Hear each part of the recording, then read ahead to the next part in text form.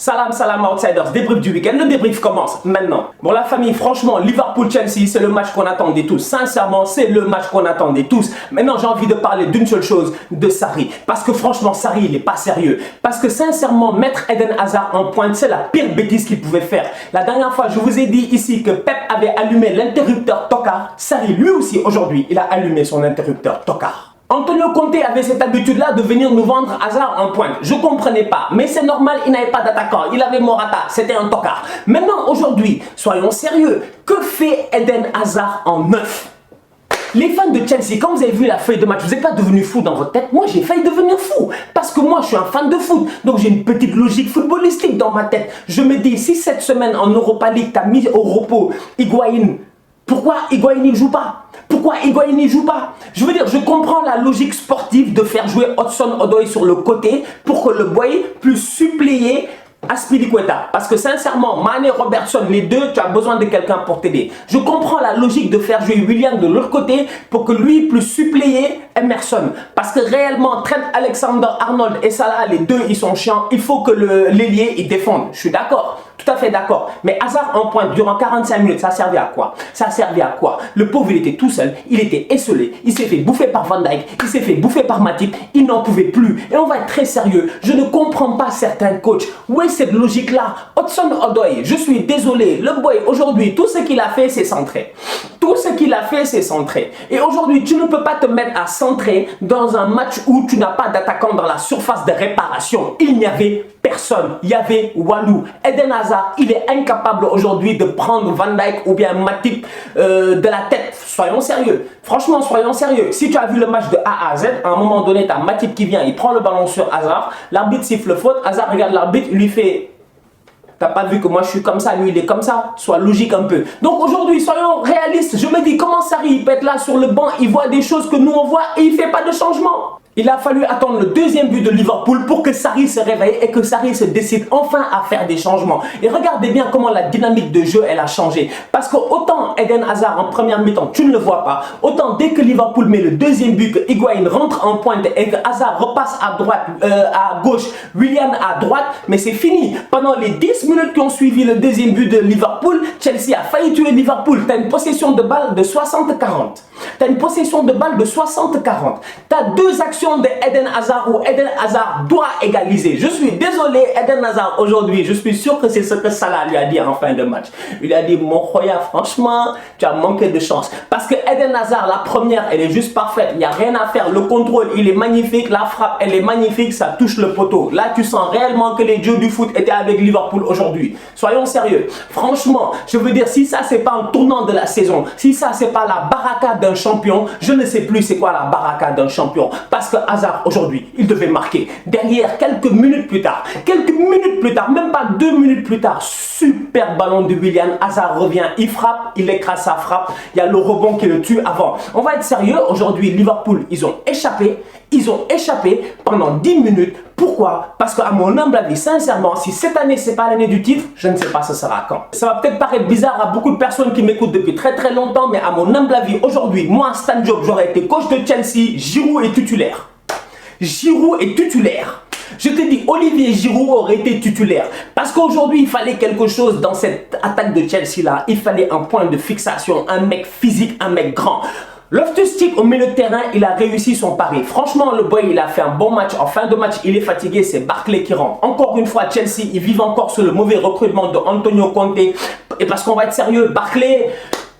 Drink water, et pas que récemment on l'a pris parce qu'il était ivre. Franchement, tu t'appelles drink water. Tu dois boire de l'eau, mon gars. Tu bois de l'alcool au volant, on te prend, tu es ivre. Ça montre à quel point cette équipe de Chelsea là, aujourd'hui, sur le banc, ils n'ont pas de joueurs. Et donc, du coup, je regarde cette équipe là et je me dis, pourquoi Giroud n'a pas joué? Pourquoi Giroud n'a pas joué? Giroud, il est en confiance. Tu le mets en pointe, il aurait été là juste pour emmerder les Van Dijk. Anyway, tu veux pas jouer au foot. Anyway, Sarri, il est venu aujourd'hui pour défendre en première mi-temps. D'autant plus, mais Giroud joue comme la France lors de la Coupe du Monde. Tu mets Giroud en pointe, tu mets Hazard derrière lui si tu le veux, ou un Loftus-Cheek, quelqu'un qui est capable de fatiguer les mecs physiquement. Parce qu'aujourd'hui, sincèrement, Chelsea, ils ont perdu la bataille de milieu de terrain. Et c'est là où j'ai envie de parler enfin de Liverpool. On va être très sérieux. Liverpool, c'est des warriors.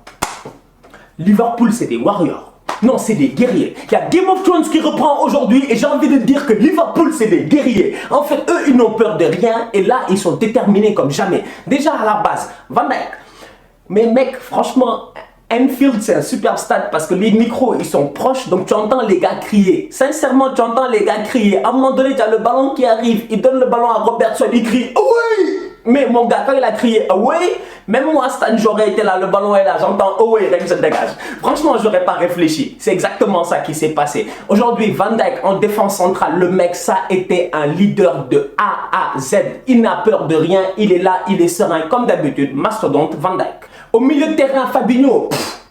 Extraordinaire. Non mais extraordinaire. Soyons sérieux. Fabinho encore une fois devant la défense, il est magnifique. Et c'est là où j'ai envie de parler de qui? De mon gars. Non, il est devenu mon gars. Les gars, mon Stan a retourné sa veste. Je m'en fous. C'est mon gars. En ce moment, c'est le joueur en forme de cette équipe-là. Il s'appelle comment? Jordan Henderson. Franchement, Jordan Henderson. Andy est en feu. Andy is on fire. Pourquoi Henderson est en feu? C'est aussi simple. Sincèrement, ça s'explique de manière très simple. On va être sérieux. Pour les supporters de Liverpool, Henderson, c'est Steven Gerrard. Mais pour que Henderson soit capable de jouer en 8 dans ce poste de milieu relayeur, box to box, comme Steven Gerrard, il lui fallait un vrai 6. Le problème de Henderson ces dernières années, c'est que c'était lui le 6. C'était lui qui devait jouer devant la défense. Et Henderson, il n'est pas bon devant la défense. Maintenant, il y a Fabinho. De la même manière que Steven Gerrard a eu Mascherano, Lucas Leiva, que des guerriers pour être devant sa défense, de la même manière aujourd'hui, Henderson, il a un Fabinho qui est juste sensationnel. Du coup, ça le libère. Ça lui permet de faire des courses dans la surface de réparation, un peu comme Aaron Ramsey. Aujourd'hui, le mec, encore une fois, superbement bien placé. Ça passe décisive pour Sadio Mané. Ma foi, c'est une pêche. C'est une pêche. En fait, Henderson, ces temps-ci, il est trop chaud, il est trop frais. Ça fait plaisir à voir. Et comme j'ai dit la dernière fois, si le capitaine courage de Liverpool est en forme, cette équipe-là devrait aller loin. Mo Salah a encore frappé, Mo Salah a frappé, Mo Salah, quand je dis il a frappé, il a littéralement frappé. Franchement, il s'est pas fatigué. Pour une fois, Salah n'a pas essayé d'enrouler, il a boulé le ballon. Non, il a boulé le ballon. Même les Sénégalais, ils connaissent. De feu tchouk balbi. En fait, oui, de feu tchouk boulé balbi, la balle est partie en pleine lucarne. Il n'y a rien à dire. Mohamed Salah a encore frappé. Maintenant, ça fait plaisir parce que Salah, qu'on le veuille ou non, il a claqué 19 buts cette saison. Sadio Mané, il a marqué aujourd'hui. D'ailleurs, j'ai envie d'en parler. Sadio Manaldo, vous avez vu sa détente? Vous avez vu comment il a sauté? Il était en suspension comme ça. Mais Mané, on aurait dit un aigle. Lui, il était comme ça. Il était comme ça en air. Il a attendu le ballon, il met sa tête. Le ballon rentre. Liverpool se gère. Mané, 18 buts cette saison. Les mecs, on peut parler jusqu'à demain. Aujourd'hui, ils ont fait un top match offensivement. Ils ont été généreux. Quand tu vois le calendrier, Manchester City est dans la merde. Manchester City a battu Crystal Palace. Il n'y a rien à dire aujourd'hui. 3-1. Très bien joué de leur part. Kevin De Bruyne, grand match. Sterling, comme d'hab, depuis le début de la saison. Grand match, donc du coup, City, ils ont géré 3-1. Même Jesus, il a marqué. Le problème de City, il est simple. Cette semaine-là, ils jouent Tottenham en Ligue des Champions. Samedi, ils jouent Tottenham en championnat. Mercredi, ils jouent Manchester United. En fait, on va être sérieux. City, là, le calendrier, il est très chaud. Tu as 3 gros matchs qui s'en viennent et je m'attends réellement à ce que City perde des matchs, perde des points. Il faut que Manchester City perde des points pour que Liverpool puisse espérer de gagner ce titre-là. La famille, on va être très sérieux. Techniquement, City a son destin en main. Le seul problème de City, il est simple, c'est une question de calendrier. De son côté, Liverpool, il joue que des équipes qui sont déjà finies. À part Wolverhampton qui est 9e, toutes les autres équipes que Liverpool va jouer sont finies. Il joue Brighton 18e, Huddersfield dernier et si je ne me trompe pas, je ne sais même plus contre qui joue, Newcastle. Du coup, toutes ces équipes-là, leur championnat est terminé. Donc Liverpool n'a pas le droit à l'erreur et Liverpool attend que City glisse. Mais le problème de City, c'est que Pep, il a un banc et si Pep fait tourner intelligemment, il peut s'en sortir. Maintenant, il y a un avantage, il y a une possibilité parce que Pep, cette semaine face à Tottenham, il a fait tourner, il a foiré. Du coup, tout est possible. J'ai envie de lever mon chapeau à 3 individus dans ce match-ci. Le premier, c'est Eden Hazard. Franchement, Eden Hazard, c'est un top player.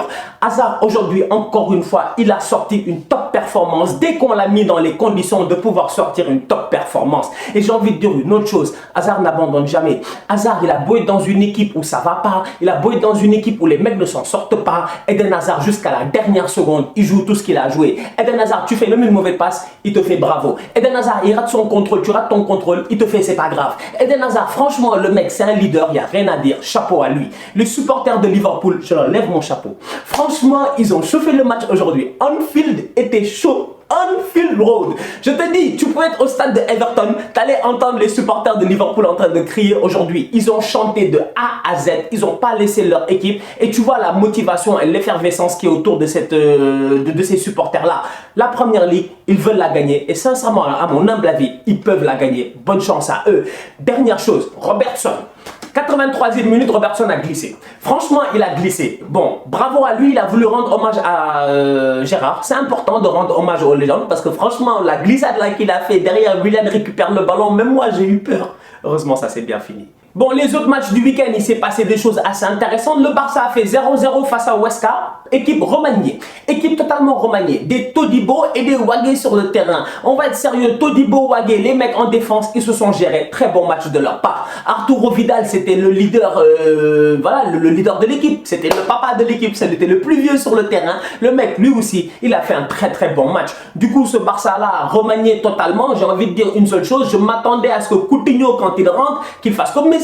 Quand Messi il rentre dans les matchs compliqués, il enflamme le match. Coutinho il rentre, sa rentrée elle est décevante. Dembélé lui aussi, tu sens qu'il revient de blessure, il manque de rythme. Mais sincèrement, j'ai juste une chose à dire. Moussa Wagué, bravo. Franchement, Moussa Wagué, il a sorti une top performance. Pour un boy qui jouait pour la première fois en Liga Santander titulaire, il a sorti une top performance. Autant offensivement, le boy il trouve les bonnes intervalles, les bonnes passes. Le petit il a une vision de jeu remarquable. Autant défensivement, il m'a bluffé avec ce tacle là à la 80e minute. Le mec, il est pris de court, il est en retard, il fait une course de malade. Je vous dis une course de malade pour faire un tacle 2 pieds dans la surface de réparation sur le ballon. Franchement, Moussa Wagué, il n'y a rien à dire. Le petit, il a 19 ans, mon petit. Grandis tranquillement, prends ton temps, on te regarde et sincèrement, continue comme ça. Futur adversaire du Barça en Ligue des Champions cette semaine, ils devront tenter une extérieure tada. Ils devront essayer de gagner au Camp Nou. C'était Manchester United qui jouait face à West Ham. United a gagné 2-1 face à West Ham. On va être sérieux, problème de VAR. Encore une fois, problème de VAR. Franchement, West Ham, ils mettent un but. Felipe Anderson, il marque, il n'y a pas hors-jeu. Il n'y a pas hors-jeu. Il n'y a pas hors-jeu, il est couvert par le latéral. Le seul problème en Angleterre, c'est qu'il n'y a pas de VAR. Du coup, tu as tellement de bêtises comme ça que ça te frustre. Du coup, United, ils s'en sortent. 2 pénaltys donnés. Paul Pogba, il se gère, il claque les 2 pénaux. D'ailleurs, Pogba, bien joué. Il a changé sa manière de courir. Il ne court plus en mode Franklin, la tortue. Maintenant, il court en mode flash. Le gars, il a posé le ballon, il a accéléré, il a boulé le ballon. Rien à dire. Très bien joué de leur part. Il gagne 2-1 avec tous les titulaires sur le terrain. Tu avais Lingard, Martial, Rashford est rentré, Lukaku était là. Bref, j'espère que ça va leur donner de la confiance parce que sincèrement, la tâche qui les attend au Camp Nou, elle n'est pas facile. Tottenham a gagné 4-0 face à Huddersfield. En toute honnêteté, Lucas Moura, il claque un triplé. Un triplé de Lucas Moura. Et là, je parle aux fans de Tottenham. Soyons sérieux entre vous et moi. Lucas, vous le trouvez sérieux? Lucas, il a disparu de la circulation. Lucas était le meilleur joueur du mois au mois d'août. Le joueur de la Première Ligue au mois d'août, c'est qui? C'est Lucas Moura. Il disparaît après de out of nowhere. Il revient maintenant, il claque des triplés. C'est le bon moment parce que franchement, Harry Kane n'est pas là. Ils ont besoin de Lucas cette semaine en Ligue des Champions pour gâcher la fête à l'Etihad. Il faudra que Lucas, il se gère. Eriksen aussi. Son, j'en parle même pas. Cette équipe de Tottenham là, à mon humble avis, elle est capable d'aller faire du sale. La question, elle est simple. Pourront-ils tenir pendant 90 minutes face aux multiples assauts de Manchester City? La Juve a perdu 2-1 face à la Spal. On va être très sérieux. Cristiano n'était pas là. Équipe remaniée. La Juve, ils n'en ont rien à faire. Ils ont un match important en Ligue des Champions à jouer face aux De Jong là, et les De Hold et les De Ligt là. Donc, ils ont qu'à se gérer. Maintenant, Moiskin, il a joué. Il a encore marqué. Ça fait plaisir. Moiskin, il enchaîne les buts. J'ai envie de parler de qui? De Bonucci. Mec, Bonucci. Leonardo Bonucci. S'il te plaît. S'il te plaît, mec, gère-toi. S'il te plaît, mec, laisse-nous. Mec, on veut pas de toi. On veut pas être ami avec toi. Moi, je comprends pas. Bonucci, Moiskin a encore marqué. C'est le premier à se lever, à célébrer comme si... Mais c'est pas possible. Il fait semblant ou il fait exprès? Moi, je comprends pas. Sincèrement, Bonucci, je te dis, mon frère, tu es criminel, capable, coupable. Il n'y a rien à dire. 3C, soyons sérieux. Mec, tu es là, tu ne peux pas faire semblant en voulant nous faire croire que ouais, Moiskin, etc. Ta déclaration, tu l'as fait. Ta bêtise, tu l'as faite. On a décidé de ne pas te pardonner. Donc du coup, gère-toi. Continue à jouer parce qu'on n'a pas le choix de te commenter. On n'a pas le choix de te voir jouer. Mais sinon, mis à part ça, tu peux sauter jusqu'à demain, sortir, célébrer, mettre des trucs. Mec, ne nous fatigue pas. Ne nous fatigue pas. Ne nous fatigue pas. Et on finit en Allemagne où là aussi c'est très chaud. Franchement, on va être très sérieux. Le Bayern de Munich, ils ont 1 point d'avance sur Dortmund. Dortmund ce week-end, ils ont gagné 2-1, doublé de Sancho. Franchement, Sancho, le boy, il s'est joué au foot. Mec, c'est le seul boy de l'histoire de Dortmund qui a claqué plus que 10 buts dans une saison alors qu'il n'a pas encore 20 ans. L'autre qui l'avait fait avant lui, c'était qui? Mario Götze. Ils sont deux maintenant. Franchement, le petit Sancho là, il fait du sale cette saison. On n'en parle pas assez, mais le boy, il s'est joué au foot, il s'est géré. Dortmund a gagné. D'un autre côté, le Bayern, il lâche pas. Franchement, le Bayern, il lâche pas. Et la dernière fois, je vous l'ai dit, je vous ai dit qu'il y a un changement il y a un shift. Il y a un changement de shift au Bayern. Les vieux s'en vont, les jeunes arrivent. Et on va être très sérieux. Coman, il est en forme. La dernière fois, je vous l'ai dit ici, je vous ai dit que Coman, ses parents n'ont qu'à se gérer. Ramenez-le en Afrique ou je sais pas quoi là pour que les gars le douchent comme les lutteurs sénégalais parce que le boy s'est joué au foot, mais il enchaîne blessure sur blessure. Maintenant, Coman, depuis qu'il est de retour, il enchaîne but sur but, bonne performance sur bonne performance. Ce week-end, il claque un doublé lors de la victoire 4-1 du Bayern. On va être très sérieux. Gnabry, j'en parle même pas. Lui aussi, il est en feu, il a encore marqué. Sincèrement, cette équipe du Bayern là, je vous l'ai dit, l'année prochaine, avec les Pavard, les Hernandez et tout ça là, j'ai hâte de les voir. D'ici là, le championnat, il est chaud. Le Bayern ne lâche pas. Dortmund ne lâche pas. Dortmund, ils sont comme Liverpool. Ils espèrent que le Bayern glisse. On verra ce qui va se passer. Demain, il y a Arsenal qui joue Watford. Les mecs, ils ont l'habitude de nous battre. Franchement, ils ont l'habitude de nous battre. Ils ont l'habitude de nous fatiguer. Troy Deeney ne respecte personne à Arsenal. Pour lui, on est des moins que rien. Pour lui, on est des fiottes. Alors qu'on n'est pas des fiottes. En ce moment, il faut qu'on se gère. Surtout que cette semaine, on a un match très important à jouer à Naples. Franchement, perdre le match face à Watford, déjà ça met le doute dans la tête parce que quand on va aller là-bas, là, au São Paulo ou je sais pas quoi, ils vont tous se mettre à chanter à gauche, à droite. Je sens que mes gars vont commencer à paniquer. Donc Arsenal, demain, s'il vous plaît, gérez-vous. J'ai dit ici que si Chelsea finit devant Arsenal, je m'appelle plus Stan Diop, je maintiens les propos, je crois en mes Gunners. D'ici là, on continue à liker, on continue à partager. Merci beaucoup pour les commentaires, les likes, le soutien, les partages. Gérez-vous, abonnez-vous. Je sais pas c'est quoi votre problème. C'est pas possible. On fait plus de vues que d'abonnés. Il y a un problème. Abonnez-vous, venez vous gérer, abonnez-vous, je vous attends. D'ici là, cette semaine, Ligue des Champions, à ne pas rater, les matchs seront débriefés mardi, mercredi, jeudi débrief Europa League. Encore une fois, une longue semaine, j'espère que vous serez là car je serai là. D'ici là, tous outsiders, la famille.